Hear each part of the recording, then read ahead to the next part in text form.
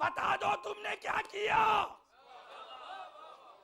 پھر میرے مولا نے کہا یا رسول اللہ صدقناک فی السماء اولم اصدقک فی الارض، ہم نے آپ کی تصدیق آسمانوں میں کی ہے، کیا زمین پر آپ کی ہم تصدیق نہ کریں؟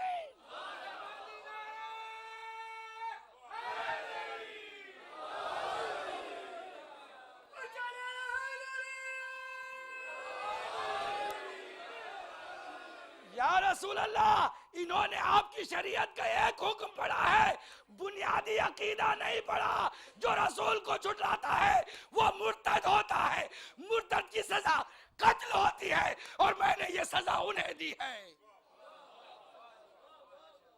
جیسے یہ بات سنی تب ان کے دماغ میں بات چلی کہ ہاں بھائی یہ عقیدہ ہے اسلام کا، یہ عقیدہ قرآن کا، یہ حکم اللہ کا ہے کہ جو رسول کو جھٹلاتا ہے اسی وقت وہ مرتد ہو جاتا ہے اور وہ واجب القتل ہو جاتا ہے۔ علی نے تو اللہ کا حکم بجا لایا ہے۔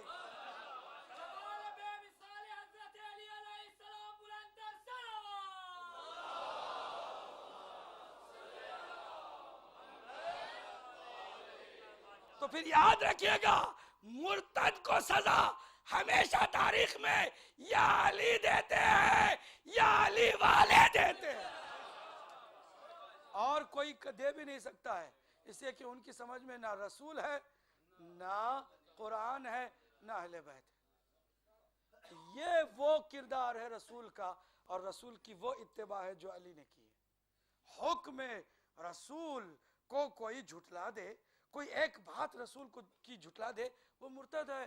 علی نے ثابت کر دیا، تو پھر جہاں وہ مشہور کرنا چاہتے تھے وہیں شرمندہ ہوئے کہ یہ بات ہم نے کیوں نہیں سوچی۔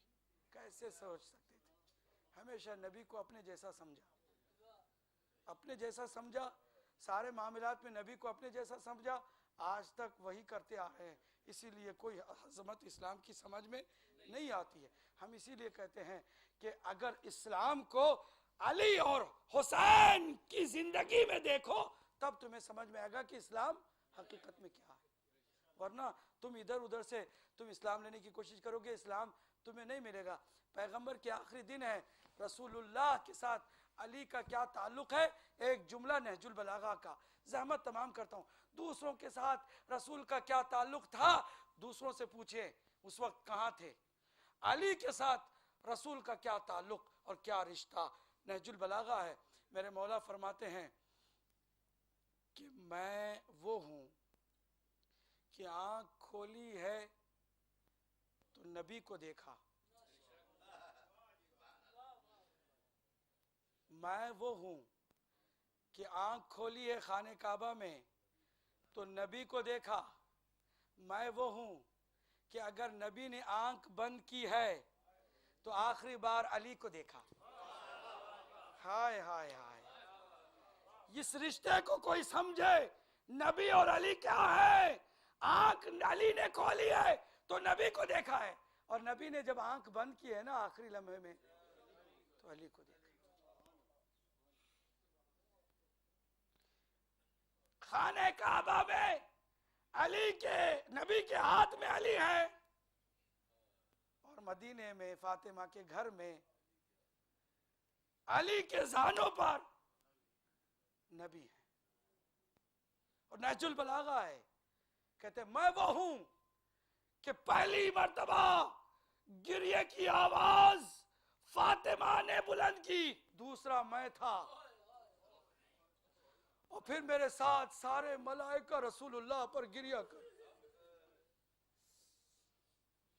آپ کو معلوم ہے کہ آخری لمحات ایسے رسول اللہ کے گزرے کہ فاطمہ کے زانوں پر نبی کا سر تھا، پھر آخری لمحات میں علی کے زانوں پر نبی کا سر آیا، اور نبی نے وصیتیں شروع کر دی، علی کو بار بار بتایا کہ کیا ہونے والا ہے، علی تم صبر کا پہاڑ ہو، صبر سے تمہیں کام لینا ہوگا، یہ میری امت بڑی ظالم ہے، بڑا ظلم کرے گی۔ کبھی بیٹی کو تسلی دے رہے ہیں، کبھی علی کو تسلی دے رہے ہیں۔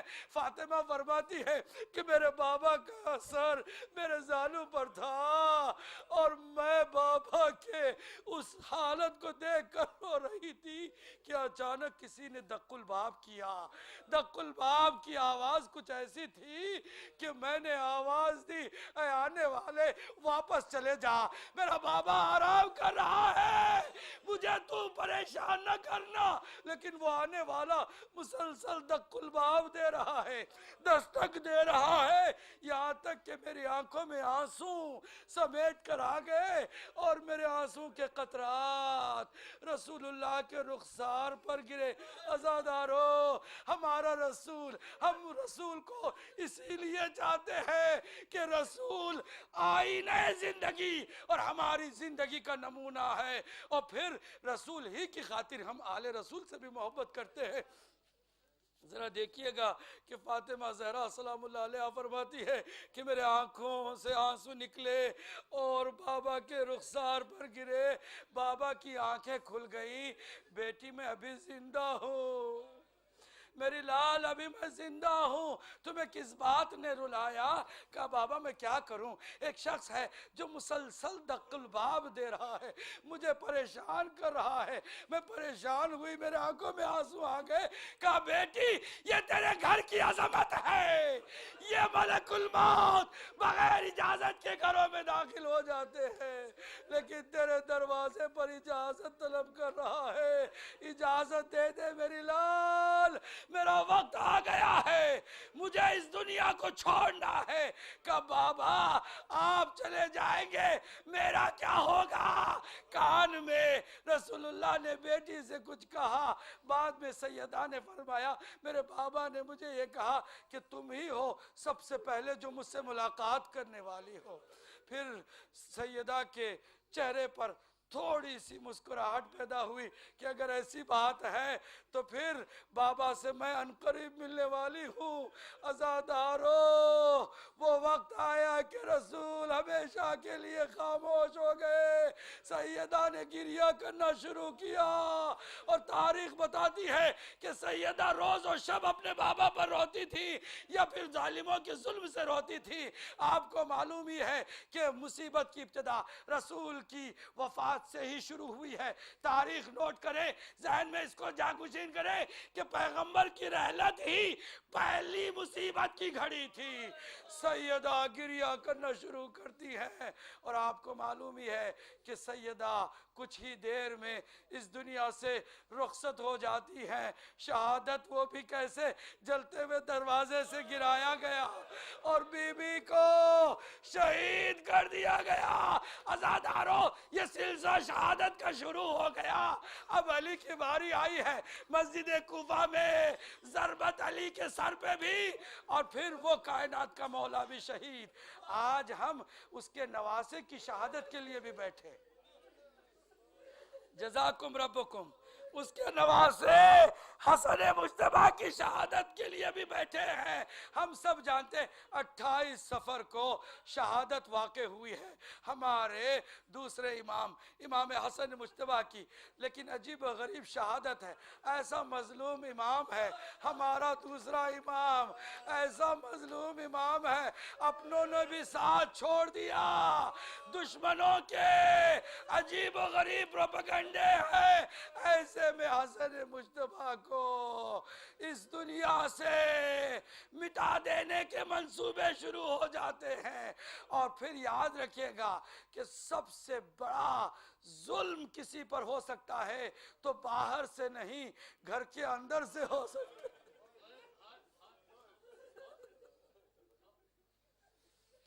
اگر کوئی اپنے گھر میں ہی دشمن کو رکھے, اس کی مصیبت کا اندازہ آپ نہیں لگا سکتے. اس اعتبار سے حسین سے بھی زیادہ مظلوم حسن ہے کہ قاتل باہر نہیں, گھر کے اندر موجود ہے.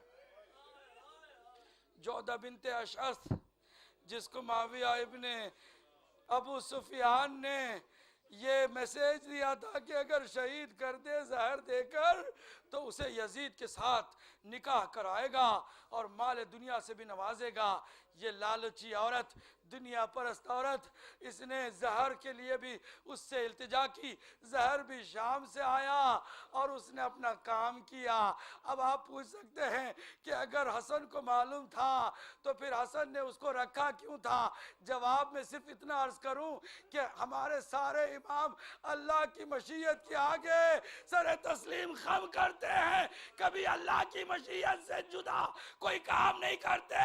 اللہ کا یہی تو منشا تھا کہ شہادت ہوگی مظلومانہ انداز میں تو ظلم کرنے والا باہر سے نہیں اندر سے ہوگا۔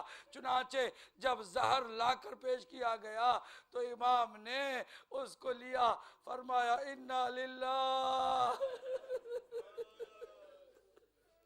وَإِنَّا إِلَيْهِ رَاجِعُونَ۔ زہر کے پینے کے بعد چہرے کا رنگ متغیر ہو گیا اور کبھی زرد ہوتا تھا، کبھی سبز ہو جاتا تھا۔ تاریخ میں ملتا ہے کہ امام حسن نے اپنی بہن زینب کو بلایا۔ تاریخ عجیب ہے، اپنی بیوی کو نہیں، اپنی بہن زینب کو بلایا۔ یہ زینب وہ ہے جو حسن کی شہادت میں بھی شریک ہے، حسین کی شہادت میں بھی شریک ہے۔ ہاں عزادارو، زینب کو بلایا، کہا بہن کوئی تشت ہو تو لے آؤ، ایسے لگ رہا ہے کہ خون کی الٹیاں ہونے جا رہی ہے۔ تشت لایا گیا، کلیجے کے ٹکڑے تشت میں آ گئے۔ جب حال زینب نے دیکھا، حسین کو بھی بلا لیا۔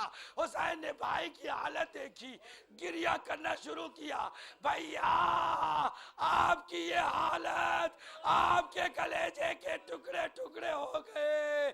لیکن تاریخ عجیب بات بتاتی ہے، امام حسن نے کہا بھیا حسین قریب آؤ، مجھ پر نہ رونا کیونکہ میں بھی تم پر روتا ہوں، میں تم پر گریہ کرتا ہوں۔